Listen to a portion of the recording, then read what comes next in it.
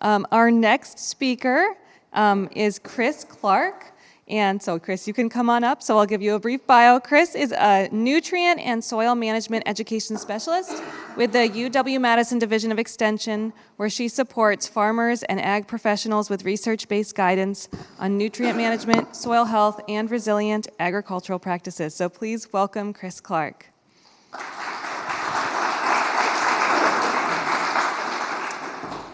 Thank you. And so for those of you in the crowd, my background is agronomy. So I'm used to talking to farmers, and many of you maybe are in that situation. You need to pay attention to my presentation, particularly if you know that those farmers are growing alfalfa. Check. That's a big part that we feed dairy cows. Additionally, if they have in their crop rotation soybeans or corn silage, check. We grow a lot of that in Wisconsin. And then maybe you don't necessarily know this, but it's something that you could ask the farmer is, do they have low organic matter soils in their, on their property or in their land? And then every now and then, are they in their crop rotation adding in a vegetable or a canning crop from time to time for a little added income? And then part of that is, are they applying their dairy manure to those fields? I'm going to give you some more insight into, are we getting enough micronutrients for those agronomic crops? We do produce a lot of manure in Wisconsin. Kind of the estimates that I could find is about 12 billion gallons of liquid dairy manure per year. The good news is, if you're a farmer in this type of economy, 38% or more of the nutrients that I need to grow next year's crop are coming from that manure. That's a huge savings. And a majority of those are nitrogen, phosphorus, and potassium, but that's not the focus of my presentation today. I wanted to dig a little bit deeper and look at some of the nutrients that we kind of just assume that are coming along with the manure. And we put them into two major categories. We've got secondary nutrients. We call them calcium, magnesium, and sulfur. And then really particular to this presentation are the micronutrients: boron, copper, zinc, manganese, and iron. And I have a little asterisk there because unlike what we can test in soil or in plant tissue, we don't test all of the micronutrients in a manure sample when they come in. So there's a couple of them that are missing from this data today that they haven't come through in the analysis.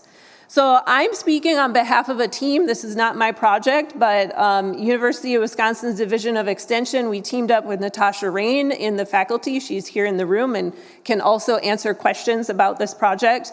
We have also crops and soils educators, Jerry Clark, Chris Clark, myself, and Dan Marzu. And then we partnered and collaborated with a private testing lab, AgSource Laboratories, where Dr. Jim Friedrichs joined us in the meetings to look and discuss about this data.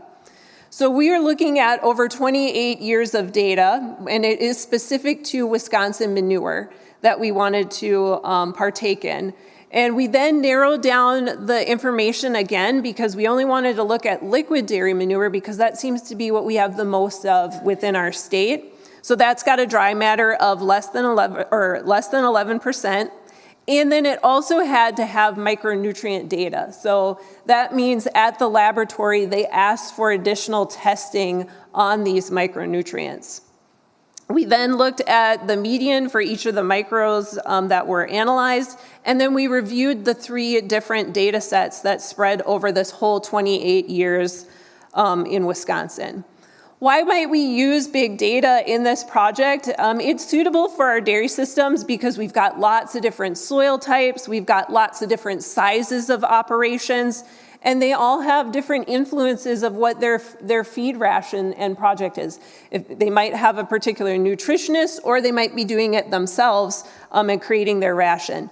There could be some differences between different breeds, the age of the manure and how it's stored, some of the technologies on the manure. Are they processing some of the sand out of it? Do they have different separators?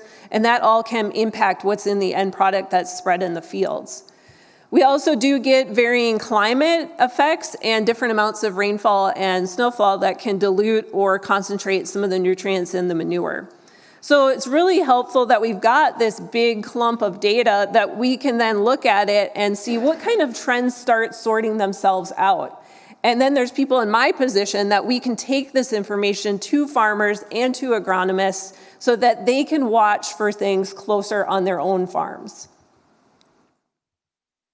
So the 28 years of data started back in 1995 with Ron Wiederholt. He was one of the first ones that kind of dove a little bit deeper into the micronutrients in manure. In that data set, we couldn't even specifically find how many samples he actually put into it. So we still valued his data and we included that in it. And then the reason that we were redoing it was because the last time that this was done was in 2013 and 2015 by now retired extension educator Richard Holupka. And the Nutrient and Pest Management team, as well as the UW Soils and Forage Testing Lab, they looked at 100 liquid dairy manure samples for this information. So the set that we have new information on came from 2021 through 2023. And thank you again to Dr. Jim Friedrichs, who collaborated on this data from AgSource Laboratories. They had over 800 Wisconsin manure samples that had the micronutrient data within it. So again, if you look on the left side, if you don't necessarily know the difference, those secondary nutrients, calcium, magnesium, and sulfur, we're going to have some information about that. And then the bottom clump, the iron, boron, copper, manganese, and zinc, those are the micronutrients that we were focusing on, because it's been said in agronomy, oh, if you apply manure on your fields, you don't have to worry about micronutrients, but we weren't necessarily sure if that information was true. So we've got the different data broken down there, but it kind of doesn't tell the right story. So we put it into a different format to help you visualize what's going on. So this is, again, just for calcium, magnesium, and sulfur, those secondary nutrients. And underneath the particular nutrient, there's either a blue arrow going up. That means that the trend over those 28 years is that it's increasing in the amount since we have data. So for calcium, it's a high calcium diet. They're pushing their dairy cattle. They're producing a lot of milk. So we have some of those increasing levels showing up in the manure. Magnesium, also, we have an increasing trend for having high amounts of magnesium in the manure. Then all the way on the right side, we have sulfur, and that has a decreasing trend. And we discussed this within our group, not 100% shocking because the EPA has cleaned up our air, as well as a lot of the fertilizer that we put on as agronomists and the micronutrients that farmers are putting possibly in their feed, those processes have also cleaned up. And so maybe we're not getting as much free stuff because now they're really specific in their rations and fertilizer. Now onto the micronutrients. If you look all the way on the left side, the arrow is almost up into my title because iron kind of was off the roof in this whole project. We couldn't really explain it. We know that we have a lot of free iron just naturally in our soils, so maybe that's just cycling through every feed that we're putting through there. We also discussed with the nutritionist from University of Wisconsin. He wasn't necessarily concerned, and we as an agronomist weren't concerned that any of these levels were impacting both crop growth or what we're feeding our animals. Then we have boron, which almost is all the way down on the bottom. This one is trending lower through all of the years of data that we have. And then copper, manganese, and zinc are all trending higher across of this data.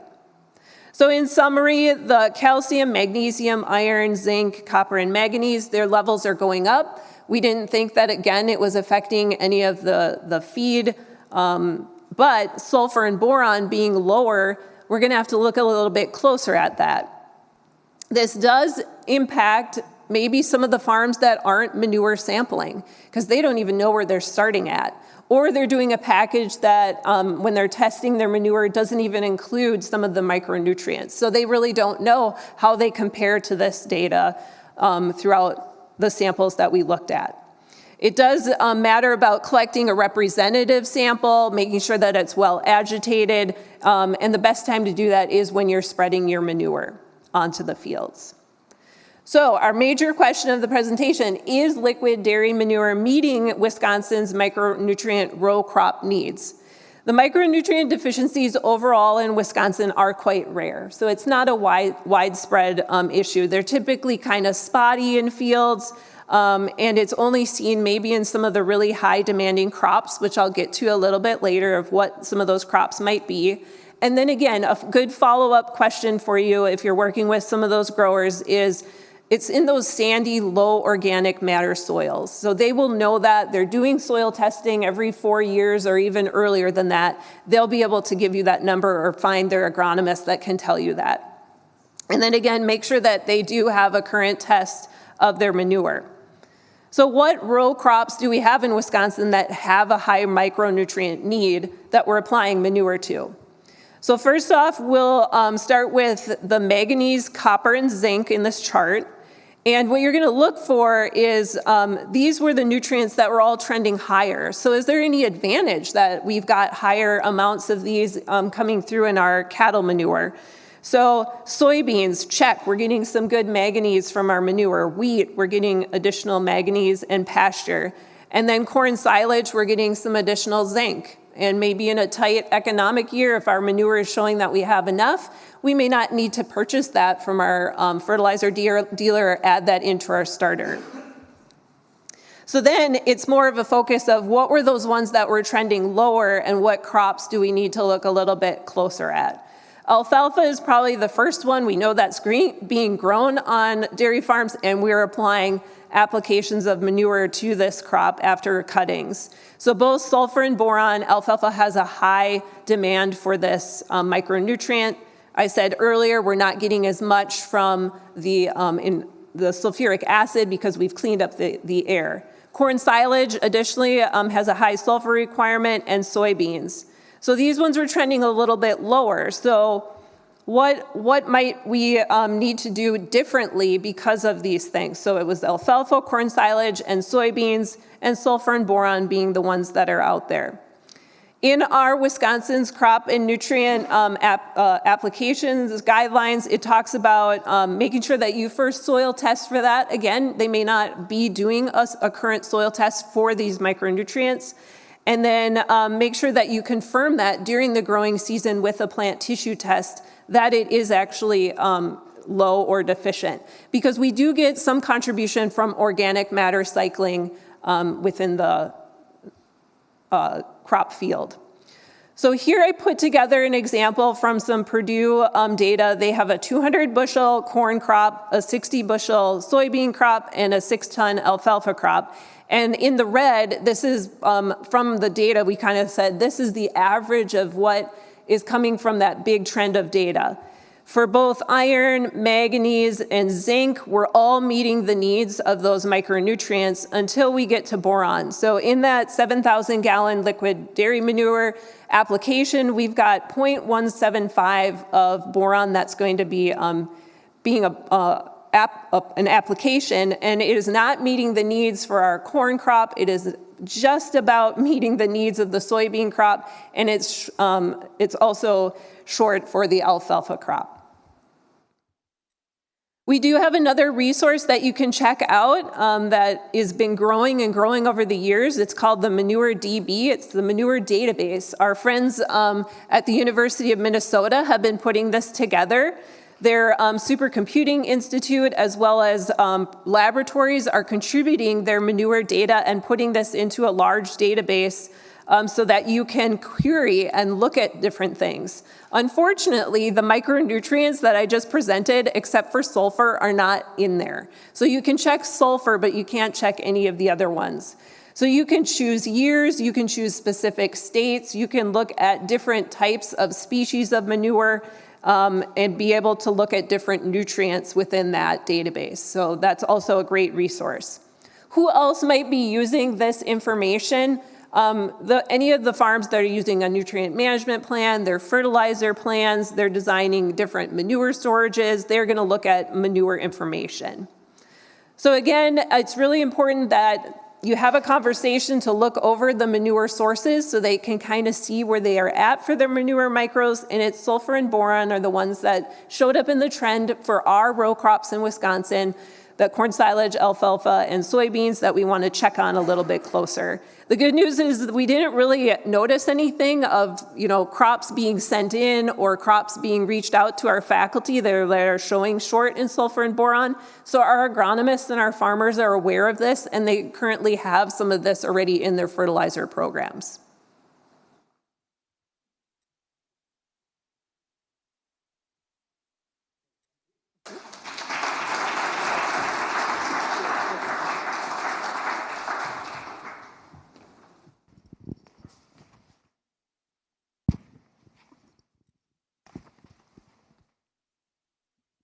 Hi, fantastic talk. Question about the motivation for why a producer might seek micronutrient info about their manure, and if there's any concern or consideration to whether that's imparting a bias in your database because it's only producers who do that further investigation.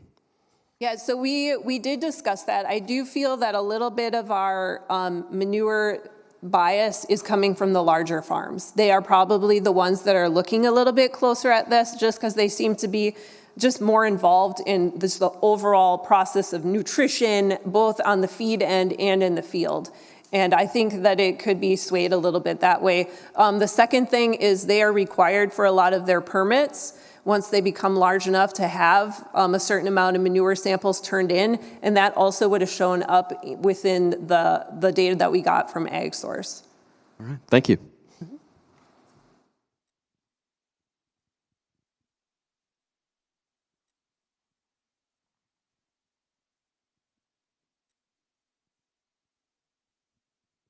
Hi. Towards the end, you mentioned that iron and a couple other micronutrients in 7,000 gallons of manure are being applied at rates higher than the amount that plants need. Do you know if we typically see just an increase in those nutrients in the soil over time, or are they typically leaving the system? So one that we talked about within the manure group was actually copper. And there was also an additional study done a while ago about the copper foot baths. And so that one also was increasing. Again, we talked about that this could be swayed a little bit for the larger farms. Are they leaving those copper foot baths in kind of year round instead of maybe doing it just one time and how that's going up? Both that study, they looked actually at the livers of those dairy cattle to see if it was accumulating in there. We had an agronomist looked at it, Jamie Patton, and didn't see it showing up or affecting any of the crop growth. So I think it's like nutrient by nutrient that they have to look at those things, but at this time we didn't think anything was, getting way out of whack. So, but good question.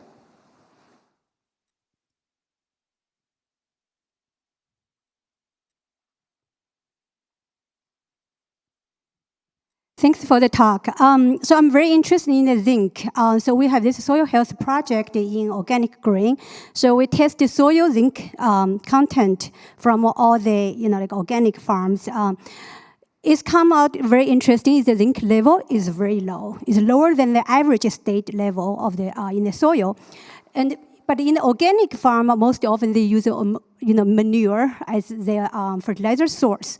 So I was wondering, because in your slides you mentioned about the zinc content in manure is kind of trend increase, right?